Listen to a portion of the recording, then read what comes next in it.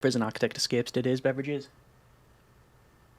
A very hydrating coconut water. So welcome back to Prison Architect Escapes. This is a series where we attempt to break out facilities not made by me. This is Prisoner Richardson, prisoner number, well, I'm going up and register, prisoner number 13723362, and this is it the palindrome? I'll put a link in the description as always, and the guard's about to get hit by the bus. Yes, that's happened. Either way, we're going to try and break out from this one. Now, this is quite an iconic facility, one of the older ones on the workshop. In fact, I believe it's coming close to being a decade old, which shows the age of the facility as well as myself. So let's just see what we can do here. Obviously, on the way in, we've got some staff-only areas. We've got some... those might be remote access doors, but we've certainly got some door control systems and some security. As I said, this is, like I say, nearly 10 years old, so I'm going to assume, perhaps wrongly, in fact, often wrongly, when I make these predictions, that it's not going to be overly secure, so it might be a bit of a show and tell type of thing, but we shall see. We're being brought in past some warden's office and other staff on the areas. We've got some visitation, seeing some trees in what is probably, yes, it is actually a yard there, just the text a bit off because of the position of it. This is something we'll probably load up as well after the fact, just to check out the design, because I think it is a quirky, well, you've seen probably from the thumbnail that it's a quirky design. It's got some interesting shapes and features to it. I'm probably going to just maybe skip this one because it's taken a while to get in, and basically, yeah, we're going to be put in here. So we've got work/free time for the normal or medium category of inmate. There's also appears to be two other categories of inmate too, one of them being protective custody. We've got some staff-only areas and what appears to be a perimeter wall. So I don't know about tunnelling. I don't know if we can get out via tunnelling. I did see a workshop up there though, so that might be something we can, well, we can certainly attempt it. There's always an attempt to be made here when it comes to a tunnel, but I don't know whether it's going to be viable or not. I'm just going to go up to this workshop here. All right, okay, so immediately we've got a workshop and we've got a laundry next to this thing, so yeah, we are going to try a bit of a tunnel out, although, oh, look at that, we've got two perimeter walls to be dealing with, so that's going to be interesting. I don't know if there's going to be any doggos or anything like that, so yeah, we'll see. My original intention was to try and get out of the front door, but by the look of it, like I say, we do have those door control systems, as well as what may or may not have been some remote access doors, so we shall see. Anyway, let's say I'm just going to try and dig out of this one. We are positioned in a fairly fortunate place when it comes to... Ooh, look at this patrol. That's interesting. It's going up through these cells. Yeah, we've been obviously given this cell here, so it would be rude not to attempt an escape attempt. Are those going to go along and up and down? I think that might actually happen. Anyway, we're going to jump into the toilet, not in like a train spotting type of thing, if you know the reference, you know, I guess, and we're going to just try and tunnel out. Now obviously we've got the external bit here, so we shouldn't really have too much of an issue getting to the first perimeter wall. We are using the pickaxe here. Actually no, we were using the rope, which is classed as a digging tool, yes. And let's see how far we can get before the tunnel is inevitably found. I have a feeling that because of the patrols, we may actually have the issue of coming out of the toilet and being spotted, but we shall see about that one.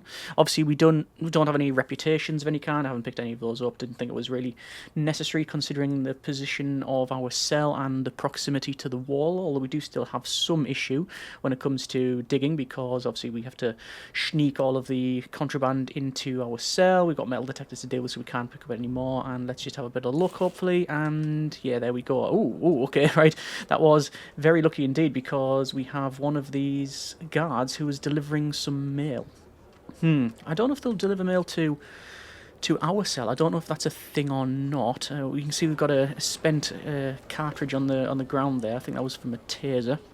And what I'll do is I'll go inside the workshop once again. It probably hasn't respawned the stuff I'm looking for. No, I don't think it has, because this shank was there previously.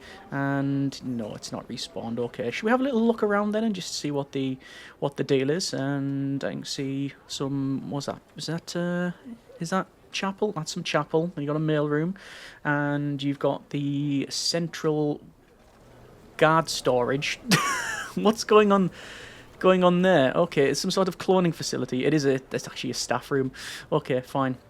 We've got, oh yeah, a very centralised kitchen and canteen, fair enough.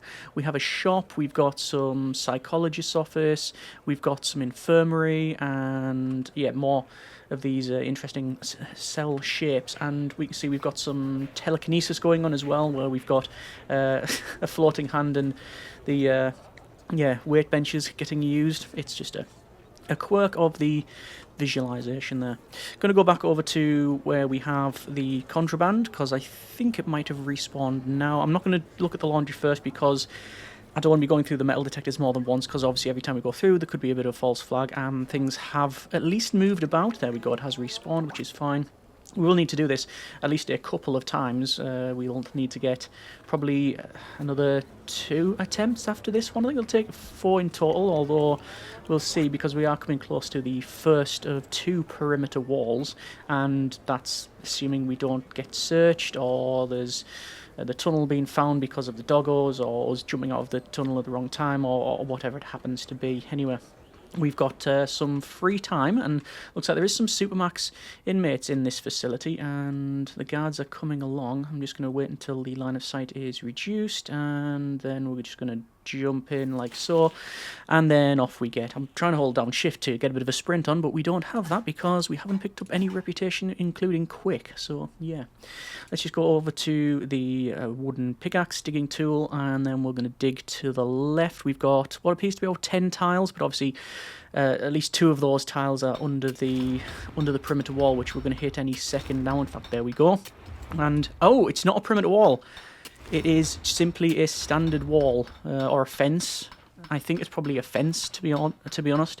This is a perimeter wall, but it will still take a little bit of time to get through. This is the worrying part now, actually, because we have the perimeter wall and we have what I'm going to assume is a fence.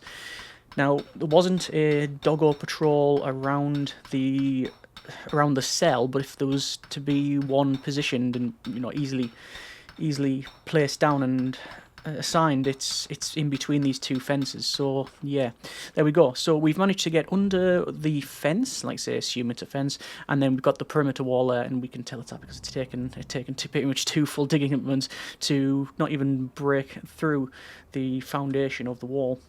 We'll go over to the workshop and to the laundry and have another look through there, and I don't think it's respawned yet, but we shall see. And let's just again hopefully a bit of luck here, and we're out. And oh, it's actually lock-up, so there's not much we can actually do. Okay, that's a thing. I can't even fight to gain some extra reputation or points or anything, because as soon as we do that, then they will search this cell and then most likely find the tunnel. Okay, fair enough.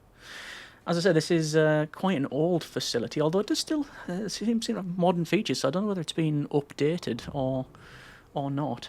It's actually sleep time for the protective custody inmate and eat time for the Supermax inmate, so I don't know whether it's going to hit the 12 o'clock. Well, it actually might be 10, and yeah, then we'll end up... Oh yeah, hello guard. I don't know if it's going to hit 10 and then we'll be able to sleep. I don't know what the regime is like there. So yes, looks like the patrols are set to go basically in every single cell. So it's not actually that common to see that, and obviously the guards having to use the keys in order to go in, so it can be potentially a little bit of a security thing. But well, if we jumped out the tunnel 15 seconds later, we would have been immediately detected. So yeah, anyway, it is sleep time, so that is good for us. So we will go to sleep, and then it is back over to a bit of lockup at the 6 AM mark. Okay, fine.